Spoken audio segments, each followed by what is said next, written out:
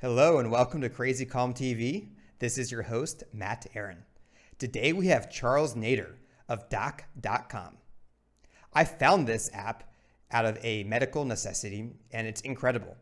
Telemedicine, that's right, doing video calls with doctors, whether that's physical or mental health, available in most of Latin America, Spain, and now 19 states in the US. They plan to be in all 50 states by the end of the year. Today, you're going to learn why telemedicine is a game changer. There's so much opportunity in this space, and what doc.com is doing, over 300,000 people served so far, is incredible. And as tragic as the coronavirus has been, one of the bright sides here, the silver lining, has been in telemedicine, where regulators are finally starting to see, hey, this makes so much sense. The ability to do anything just on your phone without having to leave to travel to a doctor's office. Wow. I can't say enough good things about doc.com, telemedicine. Charles, you're going to learn a ton today, and I hope you come out of this interview motivated, not just about the future of medicine, but just humanity and understanding the positive things that technology can do. This is definitely one of them. Again, this is your host, Matt Aaron, and you are watching Crazy Calm TV, where we speak to creative people who are changing perception and regulation for a better future. Enjoy the show. Charles Nadir, thank you so much for coming on Crazy Calm TV. Thank you so much, Matt. Appreciate it. And I'm very happy to be here. And you're in Mexico City. I'm in Yucatan. We're both in Mexico right now. Funny enough, and I'll tell the story of how I found doc.com. But first, I'd like to ask you about your last name, because Ralph Nader is one of the kind of consumer advocate, consumer rights heroes. I'm sure you're aware of him. Is there any relation to Ralph Nader? Yeah, he's actually a distant uncle of mine. It's my brother my brother has seen him more than I have, but he's the Nader family in general. It comes from Lebanon. They're Lebanese descendants, and it was originally a group of immigrants in the early 1900s that came to basically the West, North America, South America, Central America. And Ralph Nader and the people in Mexico and some in Brazil and in Colombia and stuff like that, they all stem from the original 5 brothers that they immigrated. So, when he went to my mother and father's wedding, things like that. But I don't have like a direct, it's just a distant uncle. Someone I admire quite a bit too. I'm a great guy. But yeah. Listeners, that was not staged. That was really a question I took a shot at, but usually you don't get those right. That's amazing. And you mentioned Colombia and the Lebanese descent in Latin America. Like if you go to like the coast of Colombia, like Barranquilla, there's a lot of that. And Shakira, I believe is of Lebanese descent. Shakira, you're probably related to Shakira too, man. Could be. I mean, she's got Lebanese in her family. There's a big community. Also people like, what's this? The actress, Mexican actress, married to the guy who owns Louis Vuitton. Not Louis Vuitton. Yeah, it's PPR. I forget what the company's name. Well, one of the wealthiest men in France is married to. I can't believe her. I forget her name right now. But she is the actress that came out in the movie From Dusk Till Dawn. Changes into like a vampire. No, I'm sure if you said the name, I'd know it instantly. Yeah. With George Clooney and Quentin Tarantino. And wait, not the one that was married to Ed Norton? I don't know if she was married to Ed Norton, but 1 second. She's Mexican, right? Yeah. Selma Hayek? Selma Hayek. There you go. Yeah. Okay. Yeah. Selma Hayek. She's also from a Lebanese family. I mean, that's on my father's side, but you can tell there's a lot of the community, the Lebanese community. I've never really been that deeply involved into it, but they have a lot of business people. Carlos Slim was at some point the world's wealthiest man, also Lebanese Mexican. And there's just a lot of people in the business world that are from Lebanese descent, kind of like that region of the world. They're all merchants, traders and stuff like that back in times of Persia and things like that. So it's the Phoenicians, Lebanese are descended from the Phoenicians. They're all considered traders. And so that's kind of permeated in the world. There's a lot of business that goes around with that community. They're known for business. For sure. And I mean, I guess I don't know the full history of Mexican telecom, but thanks to Carlos Slim, we're able to record this podcast. I'm talking to you via Telmex, right? And yeah, really fascinating that the Lebanese descent and just businessmen and traders, businessmen and women traders all over the world. Now, Charles, I want to let the audience know how I found doc.com. It's pretty funny. I got a minor skin infection, and I was like, I got to do telemedicine. This was February, so it was kind of the time where we were starting to gauge, how difficult Corona was going to be, but it wasn't something like I needed to go to a hospital, right? And so I searched for telemedicine, and I just found the doc.com app, downloaded it, and it says speak to doctor. So I'm looking at my phone. Okay, here we go. And literally in 20 seconds, I'm speaking to a doctor, and they gave me a prescription. And we'll talk about this later. There's still a ways to go in terms of getting prescriptions from these doctors, that they honor them, at least in Mexico. And I would think, but it was really cool, and it worked. And I got the antibiotics, and I'm able to do this podcast today, thanks to your service. And well, thank you. Yeah, it was really cool. And a lot of people didn't even believe me. I was like, yeah, I just got a doctor's appointment instantly. I think it was like 2 a.m. I was like, I better, you're that moment where you're like, I better check with the doctor to make sure everything's cool. And it was literally instantly. I was like, yeah. And they're like, how much did it cost you? I was like, free. And they're like, no, that's not true, Matt. You can't do it free. I was like, no, really, it happened. And incredible. Yes, that's true. It is true. It's, you think of what the world truly needs, and that's what the world truly needs. They need free basic healthcare. It may sound like a feat too hard to achieve, but those are the kinds of things that excite me. For example, it's those kinds of missions and stuff, and it's been our mission from the for years now, from the very beginning. This kind of all you really need to do is think about how you innovate and make it possible. And it just takes really connecting the dots and understanding the reach of technology and innovating with business models. But it works. Right now, we offer the same service in the US now in 19 states. Our app there's a newer version of our app. It's even easier to use now. The actual registration process is extremely quick, and you just press a button and it connects you to a doctor, or you press a button and it connects you to a psychologist 24 hours a day in less than average. Our average wait time is 1.1 minutes.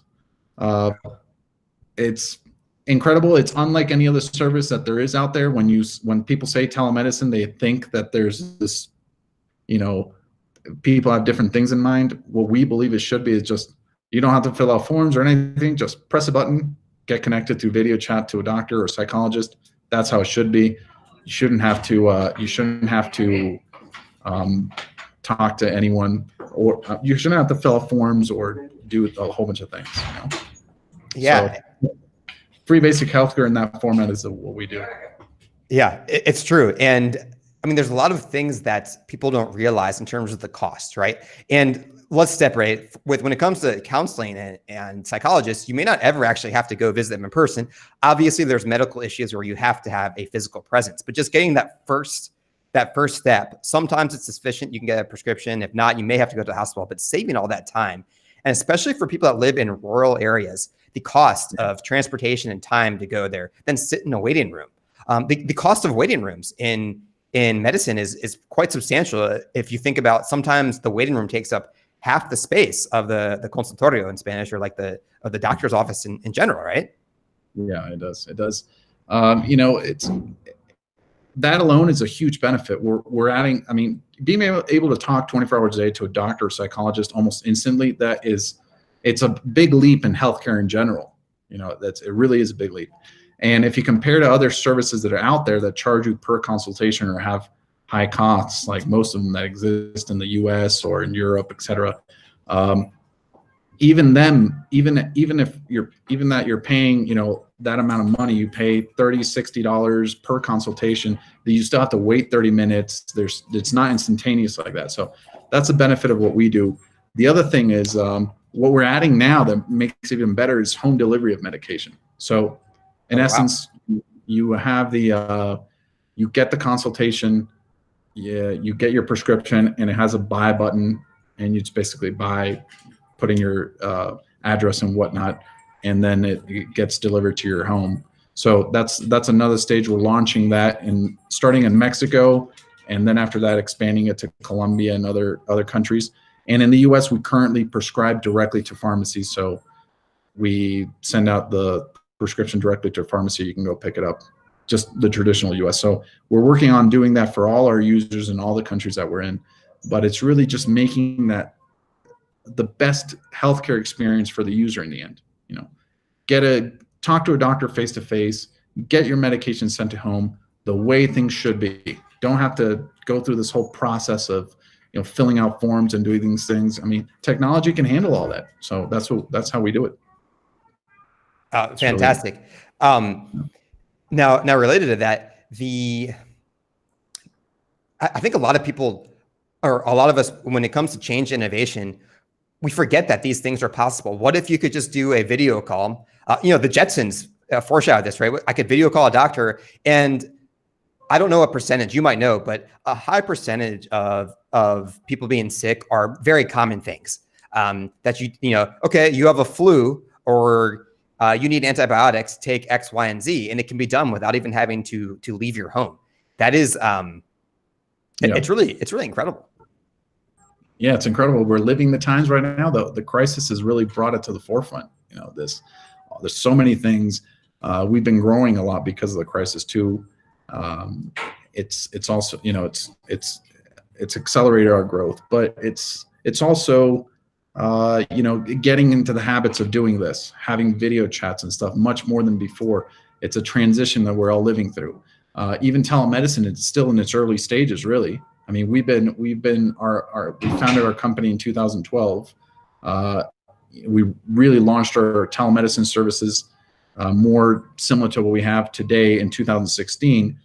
And even now, we still think that we're in the beginnings of it. You know, it's most people like yourself haven't used telemedicine. You know, you used it for the first time when you were in Yucatan, or you're in Yucatan right now. But the thing is that most people, if you ask anyone on the street, most of them haven't used telemedicine. So it was really important for us to do something that could be quickly used by the masses.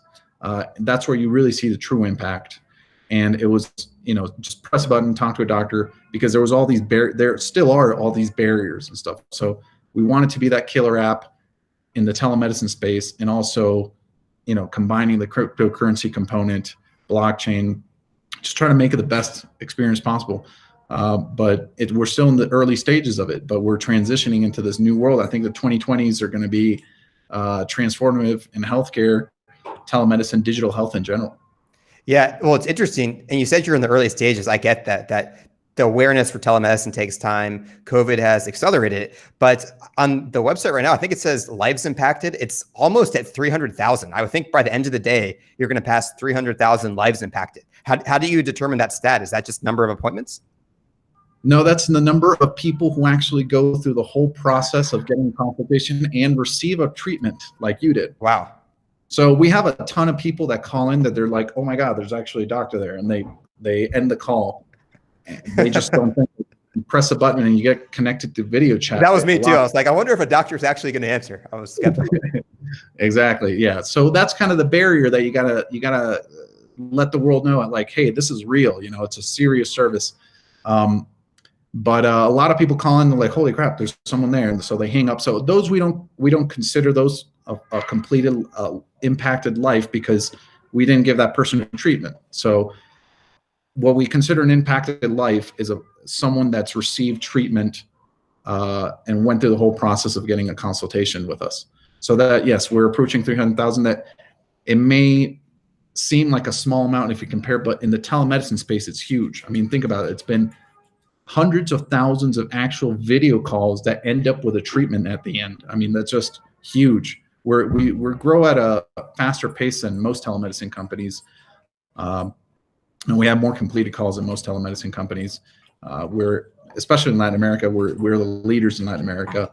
And in the US, our model is very different. Our costs are extremely low in comparison, but we also have a different kind of service. Our model is different. We have doctors that work full time with us. They have work full shifts. It's not like the Uber model where it just sends out petitions to doctors and they decide if they answer them or not. Gotcha. With us, they're dedicated to this full time. They're receiving the calls. That's why we get such quick responses. On average, a minute. To get a response, sometimes it's even less time. That's unheard of in the telemedicine space. It's extremely rare to see that. We do it constantly. That's the base of our model. So we've made it as easy as possible to use for people. But 300,000 impacted lives. There's tons of different cases that we've treated, from just the most common things, colds, respiratory diseases, stomach aches, just things like that, to severe things like people who are trying to manifest suicide in that moment, or have something, women that are pregnant that are about to lose their babies, they don't even know, things like that they're dripping blood and they feel no pain, so they call in and, hey, there's some weird going on. They're like, go to the hospital right now. Things like that. We have both extremes, from the softest kind of things to the hardest kind of things. But in the end, they're impacted lives. If you can change the trajectory of someone's life just by talking to them with our psychological service, for example, you're not only affecting that person, but everyone around them, their family members, their friends, saving people from committing suicide, things like that.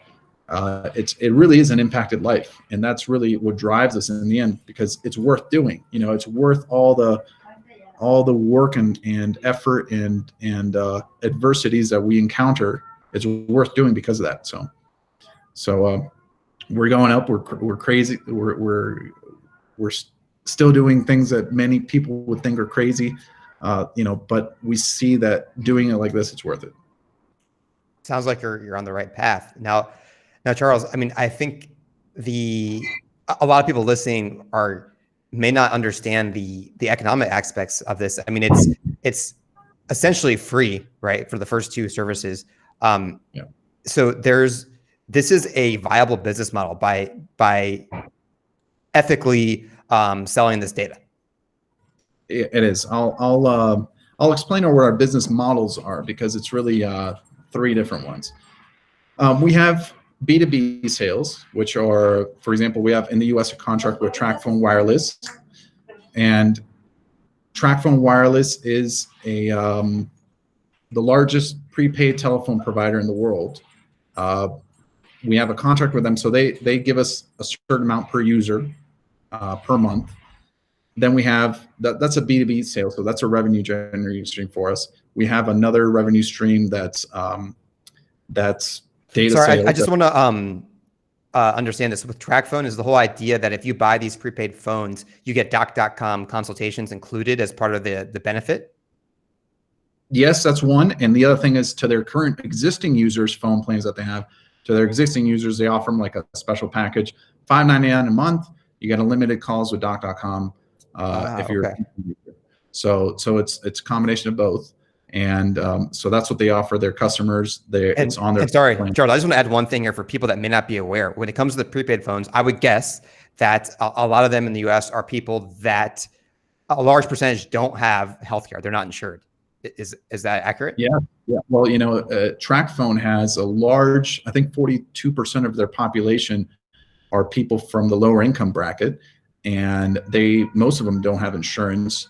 So it's very, very beneficial for people, really just anyone that really needs healthcare. It doesn't matter if you have insurance or not, but yeah, it's targeted more to anyone that doesn't have healthcare insurance or needs to. TracFone is a brand. They have, for example, SafeLink. It's one of the brands that we've launched with them. SafeLink is geared to people who are on welfare. It's a special program that you can get a phone plan extremely cheap, and you also get offered doc. You get 3 free assistances, 3 free medical assistances included if you're a SafeLink user.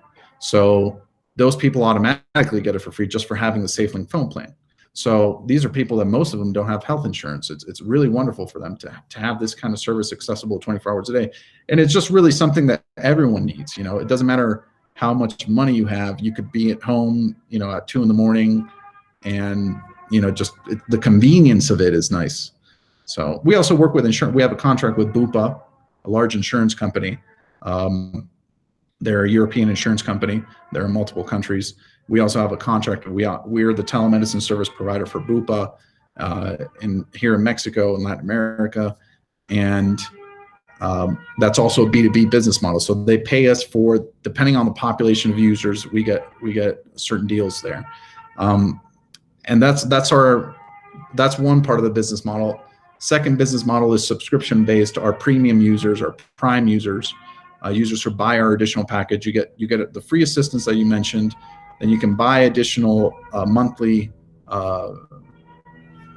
plan, but our plans are extremely cheap. There's nothing else. We're the lowest cost healthcare provider in the US. We're also the lowest cost healthcare provider in Latin America. In Latin America, it costs 20 pesos a month. Here in Mexico, in other countries, the equivalent, like $1. $1 a month. Yeah. $1 a month. And you have, you can talk to doctors and psychologists in Latin America 24 hours a day through video chat, just like you did. So it's still extremely cheap. And then our third business model is the data that we compile from all this. We do analytics with that. It's not that we sell the actual data with it. It's epidemiological analytics. For example, how many pregnant women are there in an area? What kind of medications are people taking? What pathologies are related to those things? What's the tendency of what's the increase in suicide rate per region? When you have a certain amount of population, say you have 1% of population, it's already scientifically relevant. So it can be used for scientific study. All our data is classified with international scientific standards, SNOMED, which the World Health Organization uses. So it's scientifically relevant. It's also useful for the private sector, governments. So that's our data product. We call it Doc Insights. But really, we consider ourselves a healthcare data company, but we have multiple business models. That's where we generate the revenue. That's why we can offer such low costs. Wow, I appreciate you explaining that. Now, one thing that caught my eye in your explanation there is you mentioned, suicides, things like that, because it's very difficult. And you have a insider's view right now with the coronavirus. Just from the outside perspective, looking in, Charles, there is obviously the amount of deaths and cases of coronavirus, which is a little bit easier to measure. But then there's the psychological and additional physical costs of people not going to see their doctor for chemotherapy. I'm just, these are anecdotes here, but there's things like that are happening. Have you seen anything from your side? What are the effects of the lockdown in terms of health and mental health? Well, I mean, we definitely see, as far as our metrics, we see a increase in a lot of people asking about coronavirus. There's the kind of people that, like they cough and they're like, is this coronavirus? But there's a lot of people that think they have coronavirus. There's a lot of misunderstanding on the symptoms and whatnot. People are like, well, what does asymptomatic mean? Some people don't even know what that means. They call in asking those kinds of things. Like, I think I have coronavirus. But the reality is that what we can do from our perspective is check if someone has the symptoms, and we call that a suspected case. Then we refer them to be tested. That's increased. It still increases to this day. It's been increasing week by week. As far as the psychological aspect, wow. I mean, the psychological service that we offer is our fastest growing service. And it's just, people are calling in with all types of issues right now. They called in before, but right now this is putting a lot of psychological strain on everyone.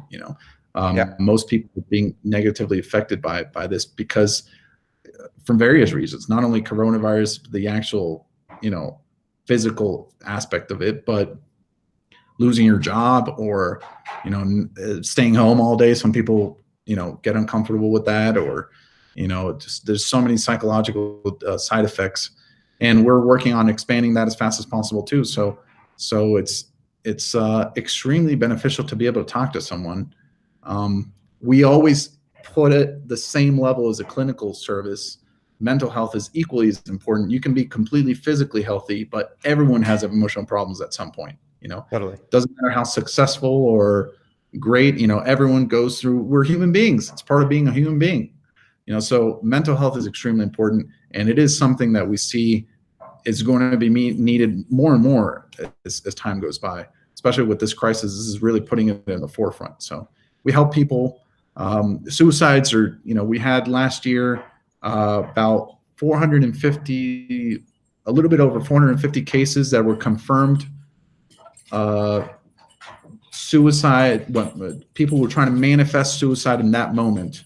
Okay. And then we have a lot of people that are thinking about it, for example, but they don't actually try to do something about it. They Gotcha. So it's very different classifying something from a scientific perspective of actually trying to manifest it in that moment. They're calling like, I'm about to do it. It's very different. So we had over 400 cases in that sense, and that's kind of alarming when you think about it. But it's something that people. That's just one aspect of many emotional issues that you can have. And we treat everything through cognitive behavioral psychology. You can treat most mental health pathologies basically with that, or it's a good start at least. Maybe some people that need to be referred to psychiatrists, et cetera. But our vision has always been to be the world's basic healthcare service. Charles, sorry, can you just define in layman's terms what cognitive behavioral psychology is, like the method? Sure. Cognitive behavioral psychology is, summing it up quickly, it's basically identifying the problem, educating the person on the actual problem, explaining the solution to the problem, giving that person a solution, and then empowering that person to execute the solution. So, for example, let's say you call in and you say, I want to stop smoking. I'm a smoker, I want to stop smoking. So a cognitive behavioral psychology step towards that would be, all right, what do you feel? What are you thinking about when you get that urge to smoke? Well, I get this urge of, I don't know, I just have this feeling in my chest that I kind of want to, I get anxious and stuff. And then they kind of say, well, what do you feel? What makes you not anxious? Tell me something that makes you feel happy. Well, it makes me feel happy when I see my girlfriend, or, something like that. All right, well, think about that in that moment. Train yourself to think about that. You got to practice it. And then when you get that anxiety feeling, you can actually suppress that feeling by thinking about something else. So that's your cognition is taking control of your psychology. Cognitive behavioral psychology. It's your behavior. You're changing your behavior through your cognitive capacity to change your psychological outlook in that moment. So it's something you can practice, but you can, in essence, treat a wide variety of issues through this method, and not necessarily solving the problem itself that you're a smoker, but you can train yourself. We have the power to do that. So that's what the basis of cognitive behavioral psychology is. And it's the best one-on-one method to treat things. With this format, you can't have group talks or group therapy. It's just a one-on-one. It's the fastest way also, and it's something you can measure. So if you tell someone, do this X amount of times a day, then call in a week from now, you can, with cognitive behavioral psychology, you can measure it, and we like to measure things. So that's why it's important. That's why we chose that method. Amazing. Now, and I think you do too, I think just kind of getting rid of unnecessary roadblocks to getting health treatment, whether it's physical or psychological, and of course they're related. You mentioned 19 U.S. states, and I believe that you've increased. Originally, less than 6 months ago or a year ago, it was only Florida, and now you've expanded quickly. Let's just put it this way: healthcare in the United States. I can't speak for the rest of Latin America, but in the United States, it's kind of this big regulatory confusion and mess. It's complex. You know a lot more than I do. Have you gotten fast tracked to approval in states because of COVID-19? Yeah, the COVID-19. Our original plan was this month we should have been in 4 states in the U.S., which was already super significant for us. I mean, wow, 4 states, and not only any states. Like Florida, it's a big state. There was Georgia's a good sized state. States like that. The COVID crisis, what it permitted us to do was Trump at some point announced that they were going to support telehealth initiatives, and what ended up happening was the states had an agreement, very logical agreement, because the telemedicine laws before were designed for telemedicine 5-10 years ago. It's evolved a lot since then, but they allow doctors to give telemedicine in different states from one location. So our doctors in our offices in Florida can treat patients in New York, Georgia, many states. And previously, there was a lot more difficulty to do that. You had to have, there's still some states like California that require you to have doctors physically present in that state for them to give you a telemedicine consultation, which is still kind of ludicrous. But then again, they have their reasons. In the end, you're still speaking to a doctor. I always say, one of the things I always tell government officials in countries in Latin America or in Europe, I always say, they're like, well, is this doctor from, for example, Spain, or is this doctor from Colombia? Because a lot of these countries don't even have telemedicine regulation. I say, no, it may not be, but think about it. It's a science. Primary care should be the same everywhere. If whether you're in the U.S. or the quality of primary care or the protocols you follow, if you have a cold, should be the same here, the U.S. and China, and it doesn't matter where. So it's a science that should be, universally accepted as this is the best scientifically proven way to treat these things. So, when they think of it that way, it's like the important thing is treating more people. That's what's more important. Yeah. So, the COVID crisis did help us in the U.S. greatly, and it's also, increased our demand in Latin America. And it's also opened up opportunities for us to expand into Europe and Asia, Middle East, which we're working on now. So. Wow. And I mean, that's pretty significant.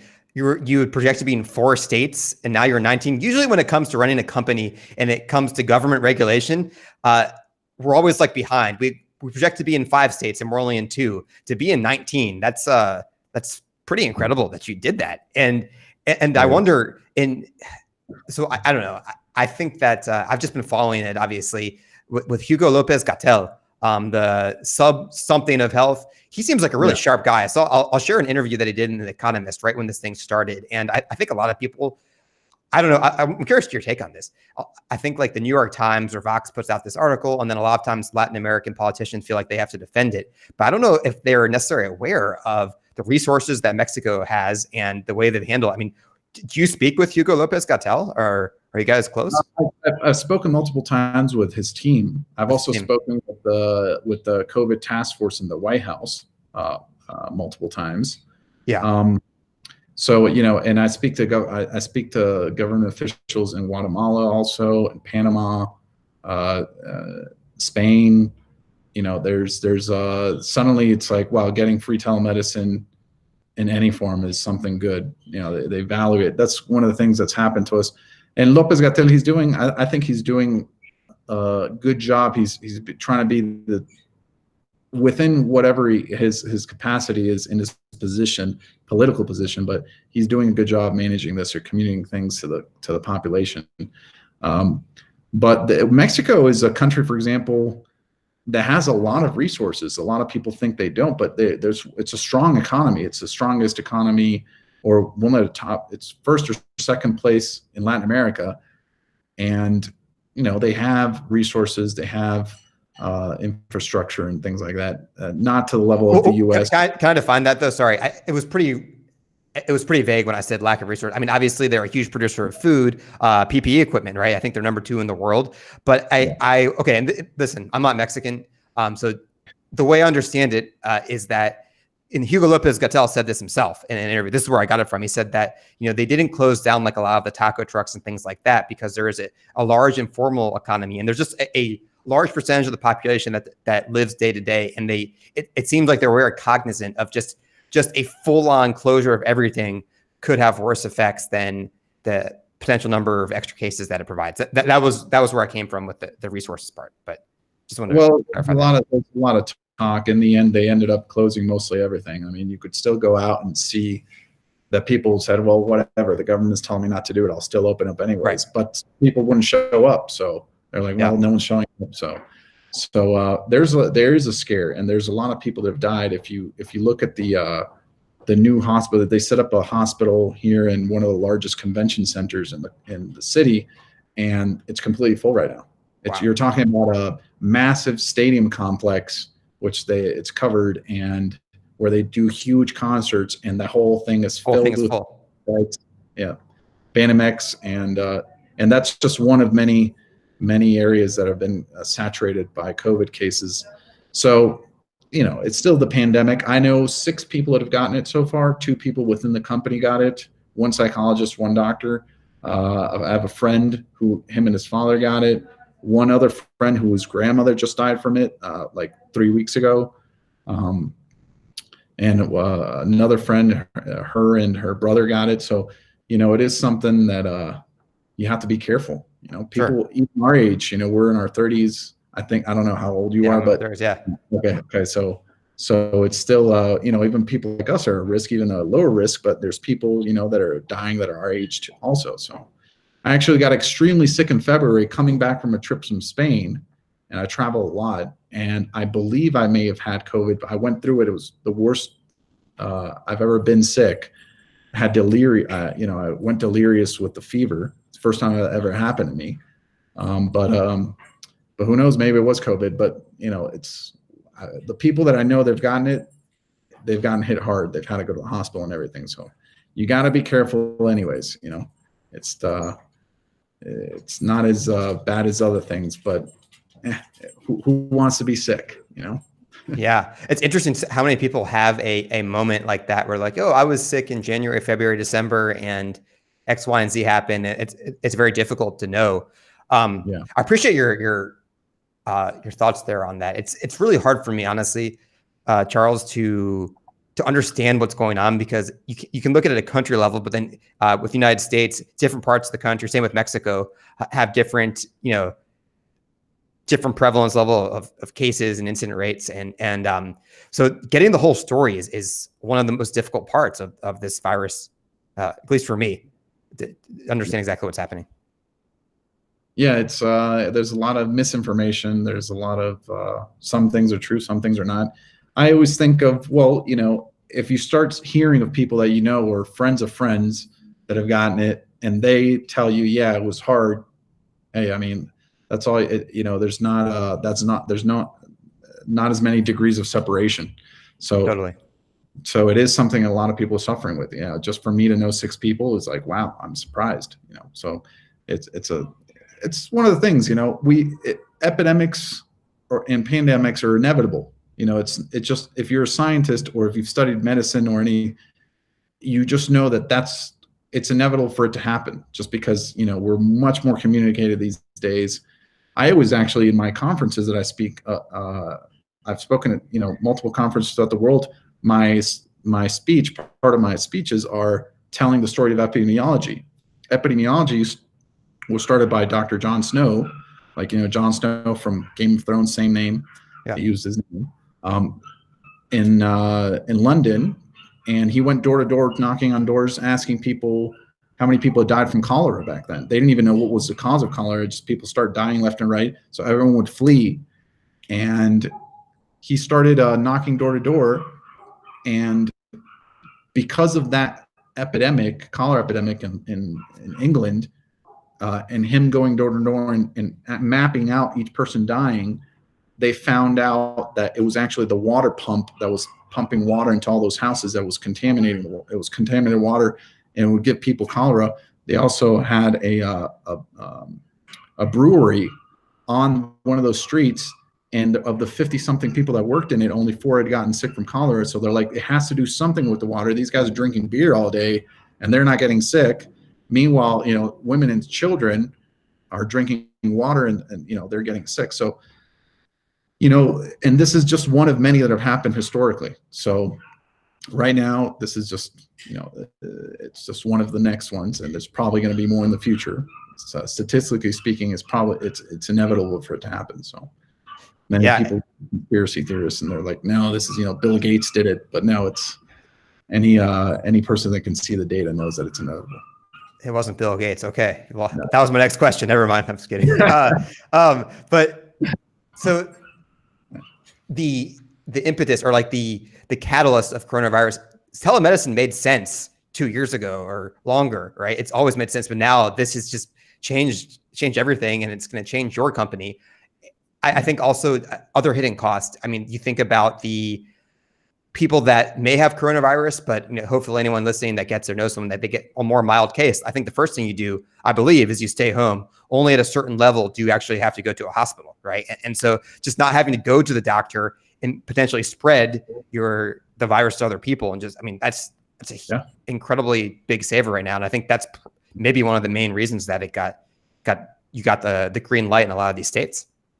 Yeah, it is true. It's being guided. You would think, oh, I can just use an app and fill out a questionnaire and it tells me my risk factor. That doesn't give people confidence. That's why a lot of these, sometimes I get messages by people sending me different. I was like, someone just copied what you guys are doing. I'm like, let me see it. And it ends up being, you fill out a little app, it gives you a risk level. And does that really give you confidence that you have it or not? You want to speak to someone. And so that's what's needed. You want to be able to view the person's face, kind of determine the symptoms in a much better way. And that's what we offer. We offer video chat consultations, which is what truly gives confidence. Yeah, it's a big help for people. It definitely is a big help. It's always has been, but it's great that one of the positive effects of the coronavirus pandemic has been this. It's brought this to the forefront. And because it's now in the forefront, generations to come will be benefiting from the benefits of digital health because of this crisis. So, there's always a good side to it. Yeah. Wow. Well, Charles, I could go on asking you about this all day. Everyone listening, I guess I'll put a list of 19 US states and then Spain and most of Latin America. You can use it right now. And I do hope California and the rest of the United States gets this as soon as possible. We should be in all 50 states before the year ends. Wow. Hopefully in 4 or 5 months. Yeah. And that's our plan right now. We're working on that. And our next expansion plan is going into Europe after that. And then the Middle East. We have opportunities in Asia and stuff like that. But it is an amazing experience to have. It's something that the world is changing. There's so much more to do than just this, linking this up with blockchain technology and cryptocurrencies and seeing all these things happen simultaneously it's a wonderful thing to be in. I love, I get up every day. I'm excited to be working on this, and it's great to help people. It's the best feeling in the world. It really is. So it is something that's amazing. I feel very privileged to have the opportunity to do something like this, but it's a changing world. It's there's a lot of great things happening, but a lot of people going through a lot of suffering right now. We have to work together to get through it. I've always been a fan of peer-to-peer health, which is another way you could look at your service, right? Direct cutting middlemen out. And blockchain's all about that too, right? But the peer-to-peer health. But if we have done this interview 3 years ago, I would have said it's important. But now it's just like I see you, Charles. Like, wow, you are really part of an incredibly important industry internationally. So that's awesome. Kudos to what you're doing. Thank you. Yeah, it is it's something that still needs a lot of development in many ways. We think we're doing a great job, but you can do so much in this format with artificial intelligence. For example, we've already done a few things, smaller things, but we're going to ramp that up greatly. You can tell vital signs through your phone camera now using artificial intelligence. That's just incredible to perceive. It just looks at you, and because it's so precise based on the lighting conditions and how it analyzes, it can tell your blood pressure and your heart rate and all, and using artificial intelligence, something that we're integrating to our services. But it's just incredible. You can do all these things now. Think about the future. Think how this is going to transform people. We're going to, I always think of, I used to watch Star Trek with my mom since I was a kid. I've always been a Trekkie. And I remember the whole tricorder scanners, it's like, it's going to be like that someday, and we're kind of shooting to that, to become that, that's what we want to become that someday. So we're on that path. And this is a great start. Yeah, you're right. Because the vital signs, it's one of the first things that doctors do when you go in for checkup. They check your vital signs. So if you can get that out of the way, things that could only be done physically, the more you can do digitally and virtually, the better. Amazing. So I encourage everyone to have an open mind about telemedicine, because this is really big. This is awesome. Well, Charles, thank you so much, man. I know you're a busy guy and you got a lot of things to do. So we'll end it here, man. If there's anything else you'd like to share with the audience, though, please go ahead. If anyone's in the US or in Latin America and wants to try doc.com, just go to doc.com or type doc.com in the App Store or Play Store. Download the app. It's free to try out. It's free to use the first time. You can talk to a doctor for whatever you need, and go ahead and try it out. It's just a good experience to have. Everyone needs to have that experience at least once in their life. So it's definitely something that's worthwhile trying out. And I appreciate it. Thanks a lot, Matt, for your time, and thank you for inviting me onto your show. And I'll be looking forward to hearing the comments. Yeah, for sure. And just one last thing I'll add, because we talked probably more so in this episode about physical health, but anyone feeling just stressed out emotionally or psychologically, those types of issues, you can also try that as well. It doesn't have to be a physical ailment. Oh yeah, definitely. If you have any emotional things that you want to talk about, from just the most basic things, breakups, family issues or work issues, just randomly loneliness, or whatever kind of emotional stuff that you want to talk about, you can go ahead and do that. And it's always worth a shot. What do you have to lose? You can be in your own convenience of your own home, press a button, talk to someone. Maybe you feel better. And if you feel better, life is short. Might as well feel better, For sure. So it's worth it trying.